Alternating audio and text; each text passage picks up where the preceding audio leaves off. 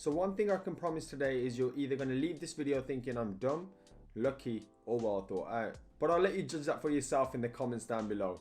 But in my defense, I've been investing in property now for a fair few years. And since I first started investing, I've gone from my mid-20s to, well, my mid-30s. I've gone from having no beard to somewhat having a beard. Heck, I've even gone from losing money to now finally making a little bit. But one thing I've never thought I'd do is spend £68,000 on a house 300 miles away without seeing it first. So what I'm going to do is run through all of the figures of this particular deal and explain in as much detail as possible, not only some of the things you 100% need to be aware of and watch out for, but also the thought process behind my decisions, or should I say our decisions, as I brought this in a limited company with a friend who you may recognize. Now, as you can see in this video, I'm a little cozy in this video, writing up the actual numbers for you all to see. But before I jump into the procedure and the tips, which are going to be really useful, I have some B-roll footage with a very important message to share. Now, you're probably thinking, what the hell does a superfood berry blend, completely organic, 100% natural, with the best ingredients on the market that you can take every single day to enhance your physical and mental well-being, have anything to do with property? Well, everything really, because if your mind isn't right, then your body isn't right, and if your body isn't right, well, then your mind obviously can't be right. Because simply put, no amount of cash, equity, or materialistic things will ever make up for a lack of health. And for myself personally, as great as this investment may well be, and you can obviously judge that at the end of the video, all my other investments have been, or maybe will be in the future, the biggest investment I urge every single one of you who take time to watch my videos is to invest in your health, because that is the foundation of any sort of success. Okay, let's be real. Buying a house, even when you can touch it, feel it, even see it, i.e. not 300 miles away, is a pretty scary thing, as you're likely going to be putting in a lot of money.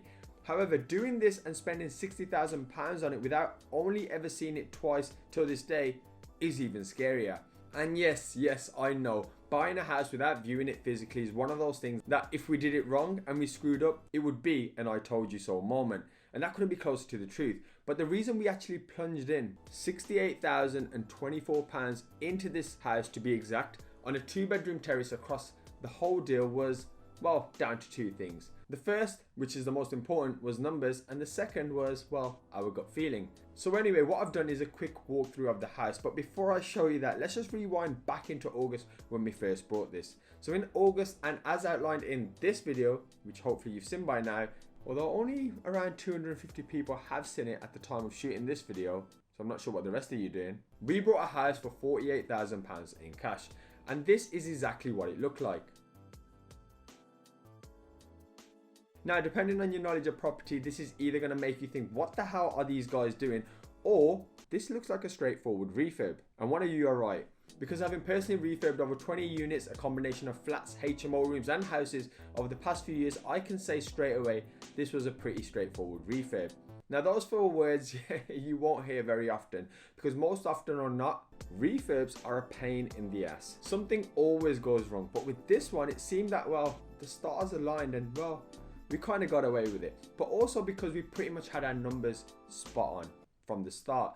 Now, what I want to do is actually run through these numbers of this project with you all to show you how you can effectively buy rundown properties or properties selling for a lower amount than the market price and make your cash work wonders for you to either grow your portfolio or flip a few houses to make some extra cash. And who doesn't like the sound of that? But I'll also be outlining some of the things that you need to be careful of as well, because it's not all plain sailing. So let's get down to it. So I figured we'll start with purchasing, obviously, whilst I spit on my camera. So firstly, when you want to do a buy, refurbish, refinance property, as I've mentioned on a few videos now, you will either need to purchase it outright with cash, or you can use a bridge as well.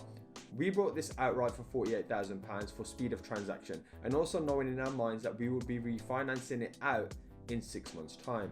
Analysis. We had a schedule of works, which I'll just quickly show you here in a simplified version, which initially we said we'd do within 8 to 12 weeks, with the 12 weeks taking account of contingency. And yes, as general property projects across the board and the joys of 2020, we end up taking the full amount of time. But luckily we accounted for that. Now this was okay because we had no interest to pay, and as we wasn't in a bridge, the only opportunity cost was us not having the money to spend it elsewhere. And we also managed to get this all under budget, thank God. which is obviously a good thing, and the price listed was inclusive of contingency as well. So here are the transformation photos. Actually, I said I was going to do a video, didn't I? Let's throw up that video. So as you can see through this walkthrough, we have made it look like a pretty nice house for a family to move in. And that's how I want all my houses to be. We did a little color scheme in the corridor and put in nice Howden's kitchen here, as you can see. We also altered the storage as well, which you may not be able to see from this particular video, but we've done it so you can put a fridge in there and it doesn't take away too much space from the kitchen. Space utilization is key. Now moving into the living room, here we sorted out the walls, added some carpets, painted, blocked the small window that was a kind of access to the kitchen, and it just looks nice, clean and fresh. Now as we go upstairs, we installed a new bath and a shower unit, and we then opted for cladding on the sides for ease of cleaning and maintenance. However, for higher end projects, tiles would always help the appeal and enhance the potential value. Now moving to the other rooms, the only thing other than a basic refurb here was we added some USB plugs, which only cost a few more quid, and let's be honest, it's a nice little selling point. Nobody can live without USBs nowadays. Plan. So the plan now is to wait until the 6-month mark to get the best rates, but also due to the property being a non-standard construction too, which basically limited our options. We would then refinance exactly on 6 months to the new value, which we envisage to be conservative at £81,000. Now we got this from the comps, which I'll just throw up here, and anything more than this will obviously make this project even better in terms of ROI. Now speaking of ROI, we are sitting at around 58.42% if we get the valuation that we believe we deserve.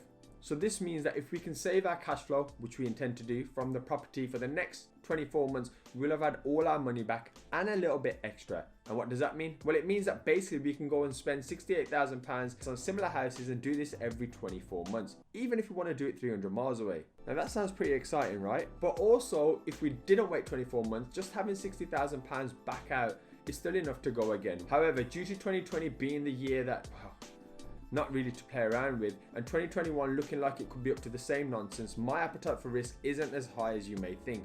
Trust me, I really do calculate my deals solely on their numbers, and I always use a worst case scenario with all the figures and expect everything to go wrong. So please, when you're analyzing deals, don't try and make them fit. If it doesn't fit on the numbers, walk away. And make sure that when you analyze your deals, you check your comps, the cost, and then do a worst case evaluation. Being off 10 to 20% can literally kill a deal, and that's not what I want from any of you. Now, before I roll the bloopers and go grab some food, let's talk about the things to watch out for when doing these projects. Number 1, having your exit planned. Knowing whether you are selling or refinancing is absolutely key, and ensuring lenders are available is a must too. This being a non-standard construction meant we knew initially we had to wait 6 months. Number 2, ensuring the rental demand is high in the area and the figures are enough for you to exit on a buy to let. When approaching lenders, they will look at many things, and one of the things that we'll be looking at is an AST and whether it's rented or not. And just some insider information here, we got this rented within a week of speaking to an agent. Not bad, eh? Number 3, not quite something that you need to watch out for necessarily, but I highly recommend having a PM on your first few projects, especially if you have little to no experience, or of course, if you have a project 300 miles away. Number 4, if you purchase via a limited company, know ideally beforehand what your preferred exit is. For example, a trading limited company for flips will have a different SIC code to one where you buy and hold properties. This is key for tax reasons. And that's it. That's one of the smaller projects we have just completed, and by the time this video goes live, well, actually it's gonna be rented too. So thank you for your time today, and if you have any questions, obviously drop them down below. Like, subscribe and all that beautiful stuff, and now enjoy those bloopers. Thanks for watching. So one thing now as you can, okay, so let's get into this. So buying a house, even when you can, I